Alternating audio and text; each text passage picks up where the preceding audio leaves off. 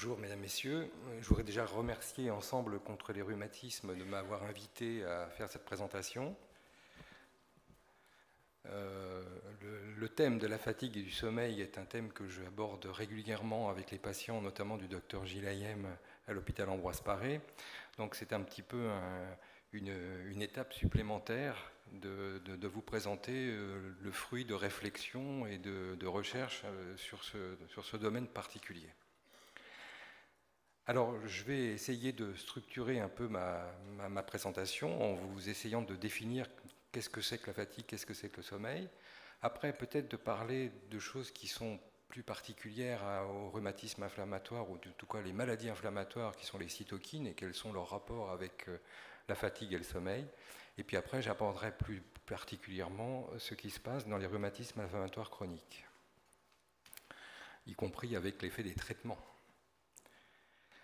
Alors, la première chose très simple à dire, c'est qu'en fait, nous sommes soumis à la pression d'un environnement qui fait qu'il y a une alternance de jour et de nuit, avec une période éclairée, où nous avons, comme aujourd'hui, une activité diurne, et puis une période nocturne pendant laquelle, généralement, nous dormons. Et quelle que soit l'espèce, il y a cette alternance de jour et de nuit. Alors il y a des espèces diurnes comme nous, mais il y a aussi des espèces nocturnes. Les rats sont actifs la nuit et dorment le jour. Alors qu'est-ce que c'est que le sommeil? Le sommeil, finalement, c'est un état physiologique différent de celui de l'éveil, avec une vigilance réduite et puis une déconnexion complète de l'environnement. On sait très bien que pendant qu'on dort, eh bien, on peut parfois nous parler, on peut faire des choses. À côté de nous, on est complètement incapable d'interagir avec notre environnement, avec l'interlocuteur ou quoi que ce soit. On est déconnecté. Alors ça, c'est l'aspect, je dirais, phénoménologique extérieur. Mais en réalité, sur le plan physiologique, ça correspond à une période très importante pour notre organisme de récupération, notamment du métabolisme. Alors, je vais citer quelques petites pistes.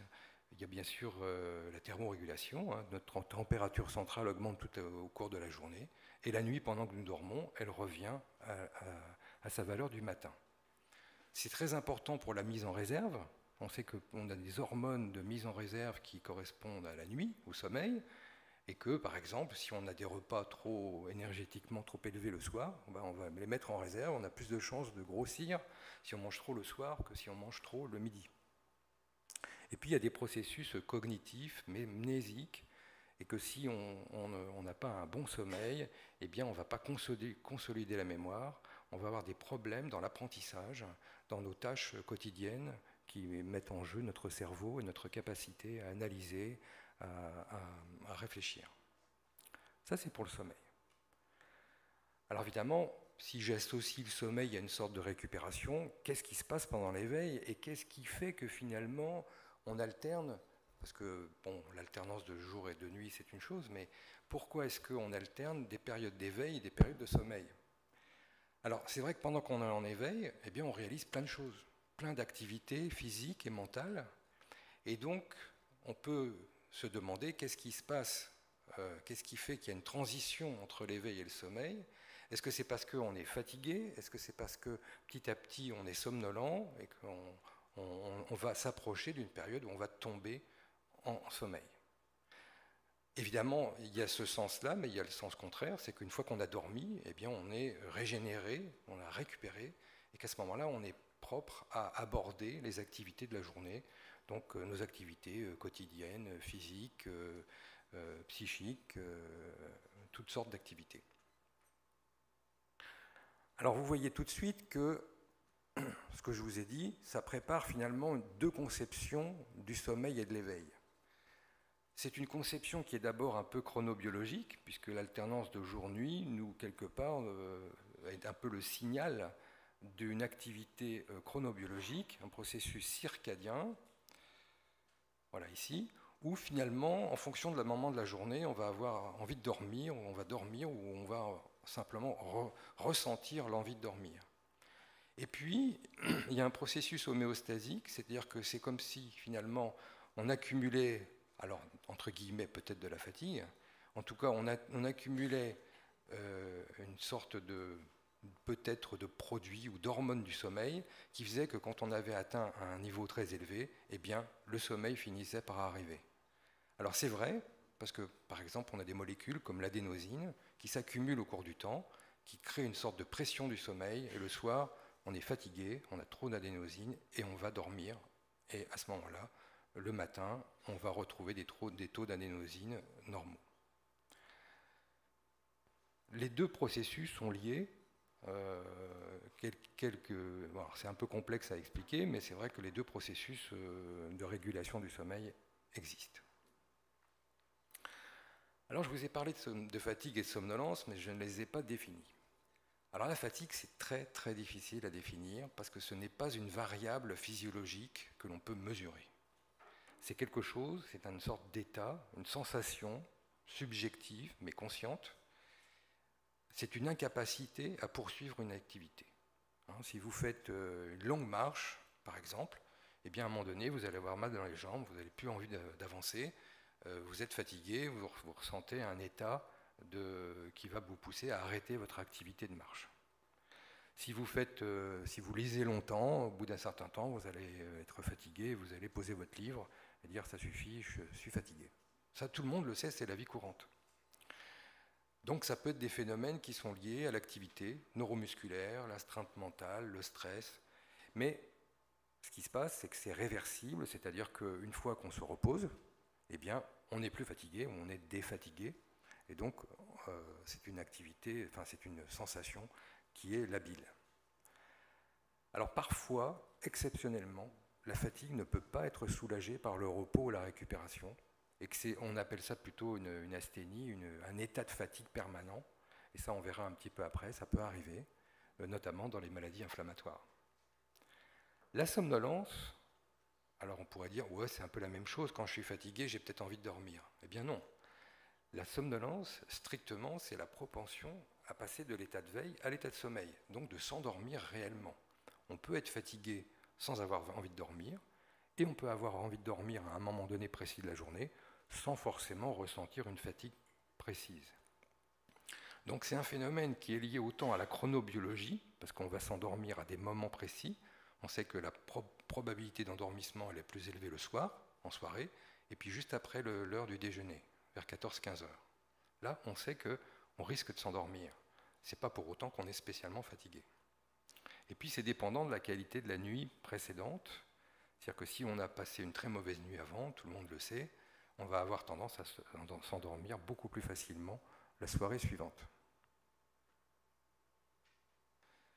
Pour essayer d'étudier ces phénomènes de fatigue et de somnolence, eh bien, il y a des expériences de privation de sommeil. On vous empêche de dormir. Par exemple, on vous fait passer une nuit blanche. Alors on sait tout de suite que, et ça c'est l'importance du sommeil, c'est qu'on est très très mal le lendemain. On est stressé, on est somnolent, on est fatigué, on est déprimé, on n'arrive pas à effectuer les tâches quotidiennes.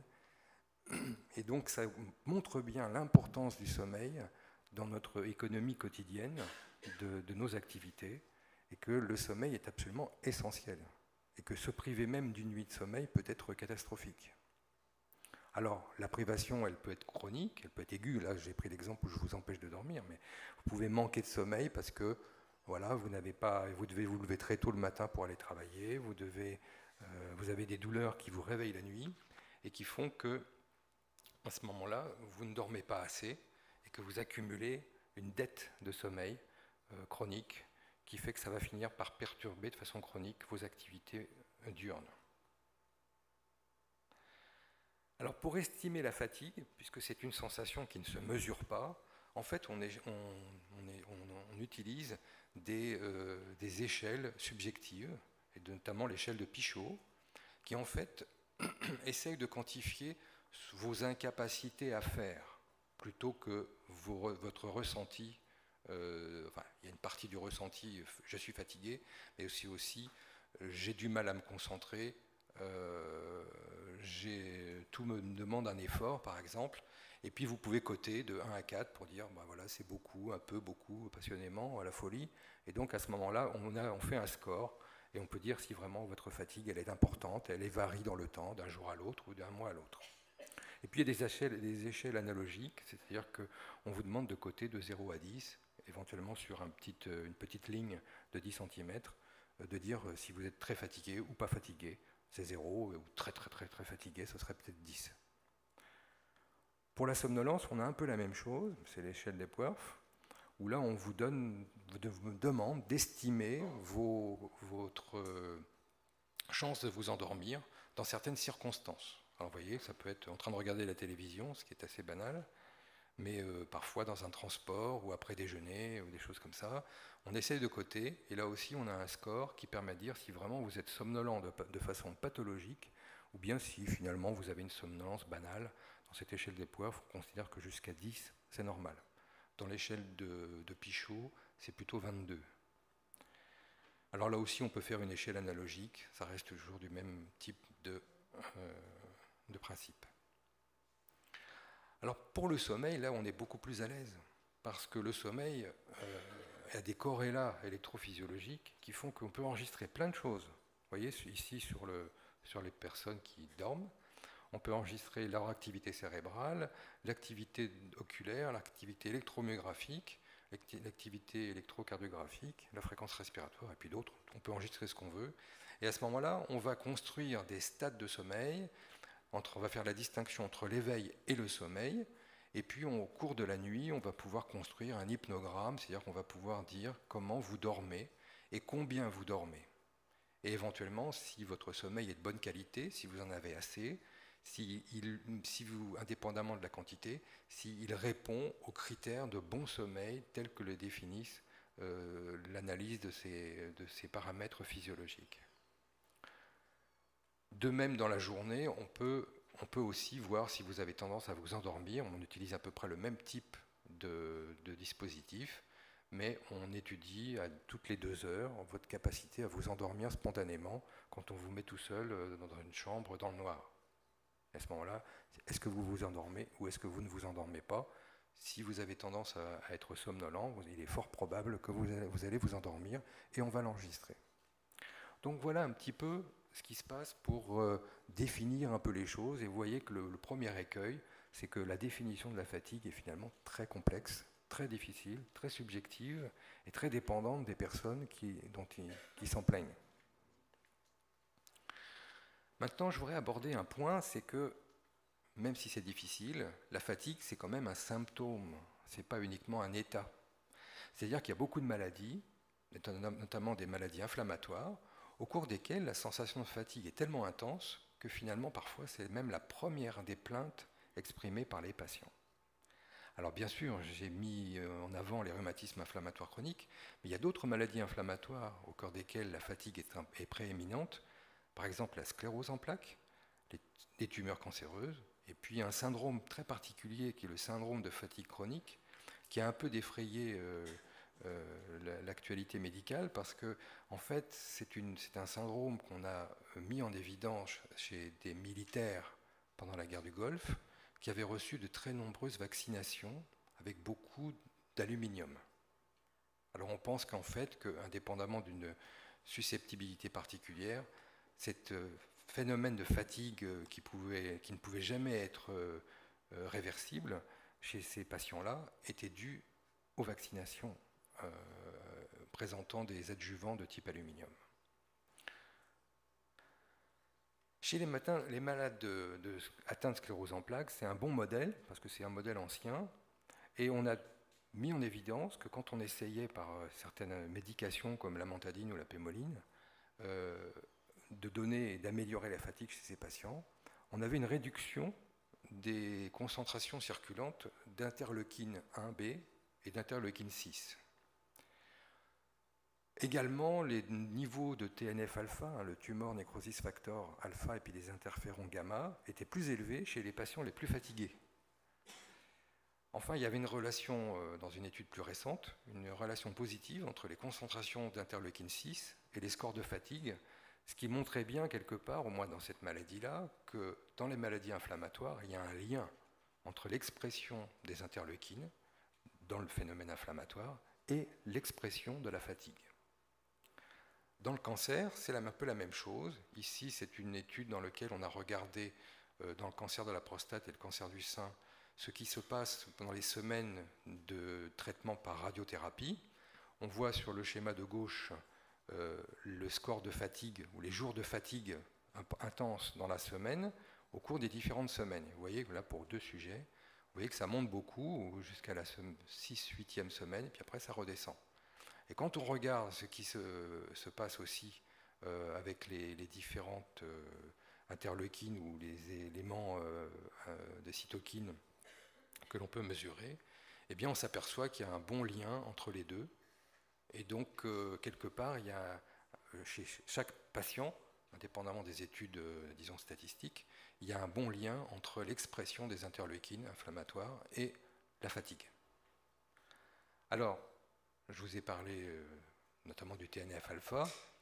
C'est intéressant parce que dans le domaine de la fatigue, on sait que le TNF-alpha intervient aussi dans la régulation du sommeil.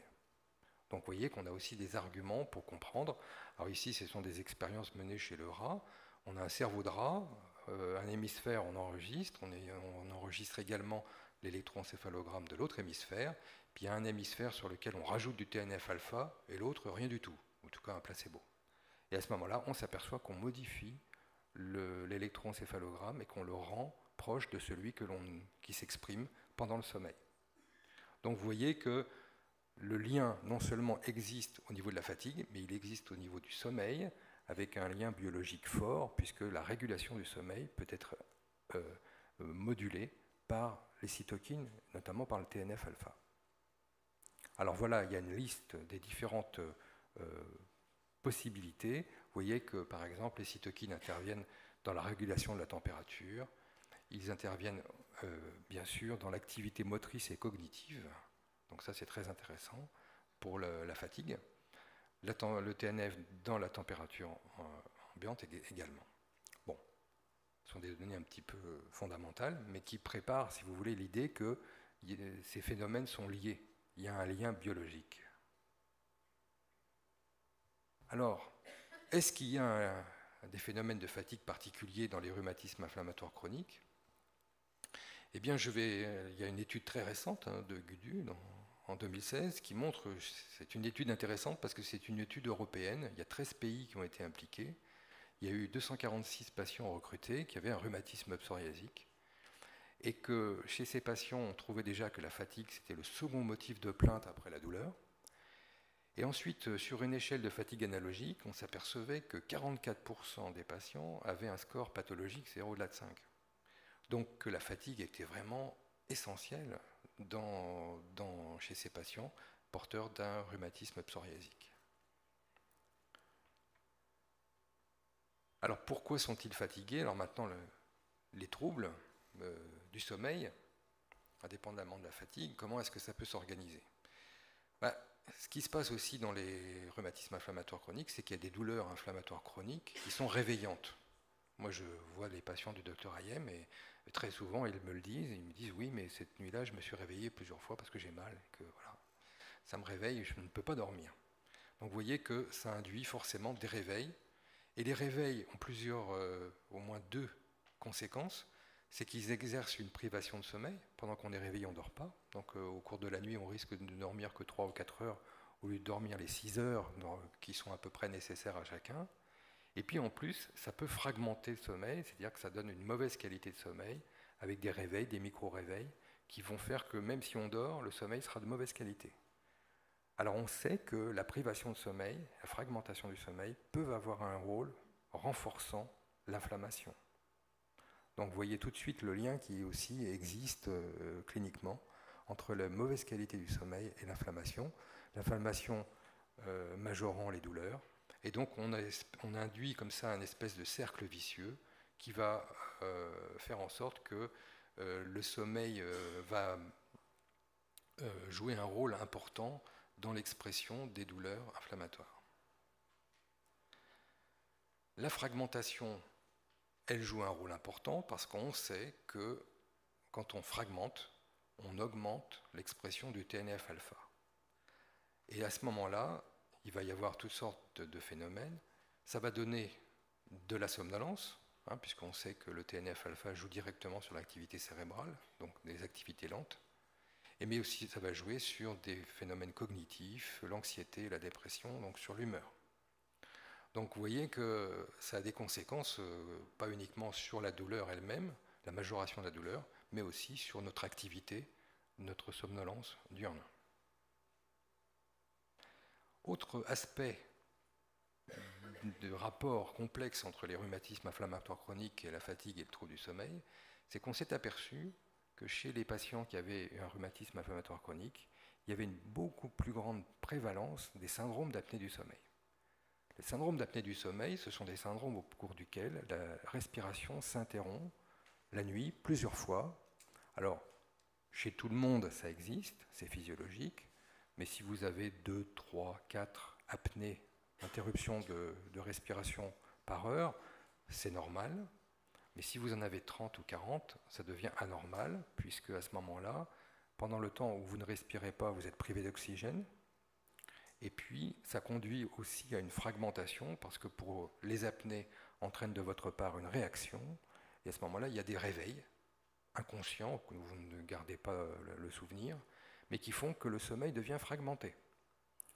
Donc, finalement, le syndrome d'apnée du sommeil, en dehors même de ces risques cardiovasculaires, ce syndrome peut aussi avoir une action néfaste sur la qualité du sommeil et sur la fragmentation du sommeil, et donc entraîner une mauvaise qualité de vie et une somnolence dans la journée. Dans une étude récente sur la spondylarthrite ankylosante, il y avait 31 patients qui avaient été inclus.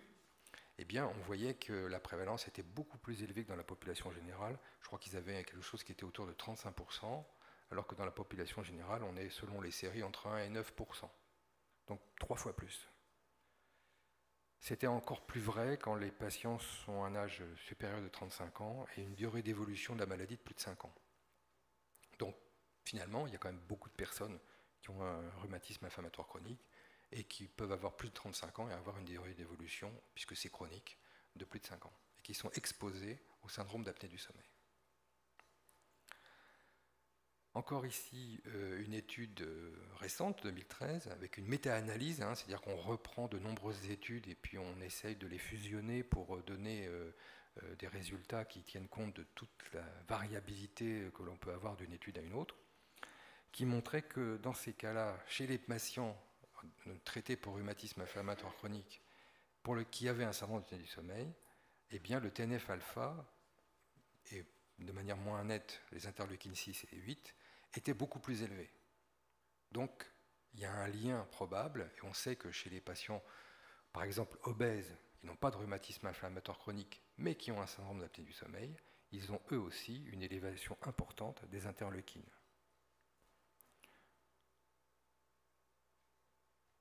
Autre étude,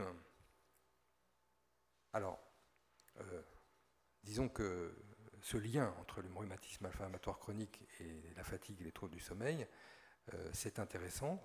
Je pense qu'il faut certainement s'intéresser au sommeil quand on traite les rhumatismes inflammatoires chroniques. Mais après, bien sûr, il y a un autre volet qui est celui du traitement par les biothérapies, puisque les biothérapies vont jouer sur les concentrations de TNF-alpha ou d'interleukine, puisque ce sont des antagonistes. Alors c'est intéressant parce que quelque part, ça permet aussi de comprendre un peu le lien que j'essaye de vous montrer entre la fatigue, le sommeil et les rhumatismes inflammatoires chroniques. Ici, une étude, une méta-analyse aussi de Chauffier en 2012, qui montrait que, alors là, d'une manière un petit peu décevante, le fait d'avoir un anti-TNF-alpha ne modifiait pas l'expression de la fatigue chez les patients porteurs de rhumatisme inflammatoire chronique. Par contre, au niveau du sommeil, alors là, on a beaucoup plus d'effets positifs. Dans une étude qui utilisait l'étanercept, on avait une modification du sommeil paradoxal. Dans une autre, sur l'adalimumab, on avait, dans le cadre de la spondylarthrite ankylosante, on avait une amélioration de la qualité du sommeil, la qualité subjective sur questionnaire. Et Par contre, au niveau du sommeil lent profond, on n'avait pas forcément, dans une étude un petit peu plus ancienne, de changement avec les anti-TNF-alpha. Mais c'était plusieurs anti-TNF-alpha, c'était une étude un petit peu plus américaine, un petit peu plus complexe. Alors, autre type de médication, c'est un peu les antagonistes du récepteur interleukine 1. Donc là, l'effet de l'anakinra sur le sommeil de 16 volontaires sains. Alors, c'était des volontaires sains. C'était simplement pour voir si ça modifiait l'interleukine 1 ou pas. Eh bien, il y avait une augmentation significative du sommeil lent profond la première nuit et dans une moindre mesure la seconde nuit. Ça veut donc dire que quand on donne ce genre de médicament, on est susceptible d'améliorer la qualité du sommeil. Donc, c'est quand même quelque chose d'important. Troisième volet, les syndromes d'apnée du sommeil. Est-ce que ça améliore de prendre des anti-TNF-alpha?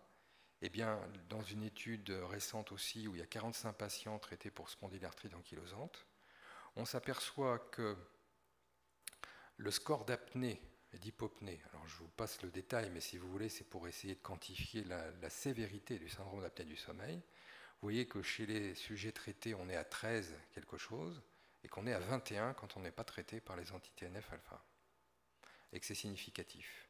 Et que ça se transcrit également ici sur l'Epworth Sleepiness Scale, hein, le test qui permet de savoir si vous êtes somnolent dans la journée. Et vous voyez qu'ici, il est normal à 7, et ici, il est un peu augmenté chez les non traités à un peu plus de 10, mais de façon significative.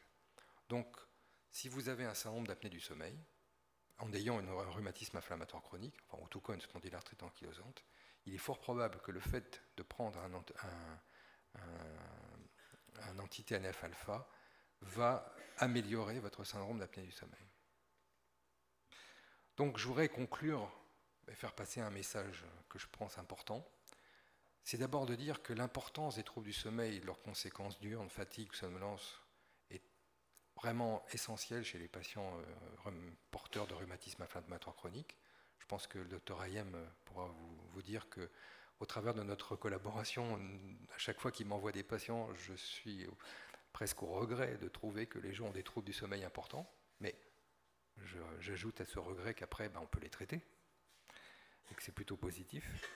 Enfin, que les traitements du type des biothérapies, je n'ai volontairement pas parlé des autres anti-inflammatoires, qui bien évidemment jouent un rôle, peuvent aussi jouer un rôle, mais que les biothérapies peuvent avoir un effet bénéfique sur le sommeil et sur les pathologies respiratoires liées au sommeil. Je vous remercie de votre attention.